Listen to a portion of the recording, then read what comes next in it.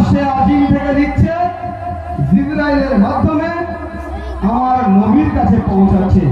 আর সেই কোরআন আজকে এখানে কোরআনে তিলাওয়াতে কারীম এবং কোরআনে হিফজ যে ব্যক্তিটা করেছে, যে ছেলেটা করেছে, যে বাচ্চাটা করেছে, তাকে আমি আমার তরফ থেকে প্রিয় ভালোবাসা, শুভেচ্ছা, অভিনন্দন দেওয়ার মতো কিছু নেই।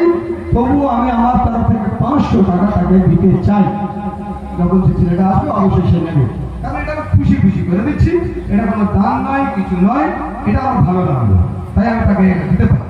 এক। দ্বিতীয় হচ্ছে আর একটা গুরুত্বপূর্ণ কথা বলি, এই এলাকার মানুষ ওই শিক্ষিত মানুষ, এমনি তো মেদিনীপুর শিক্ষিত নামে শিক্ষিত। একটু আগে এক ব্যক্তি আমাকে বলল, জানি না ব্যক্তির নামও বলছি না, রাস্তা দিয়ে আসছি কোনো কারণে বললো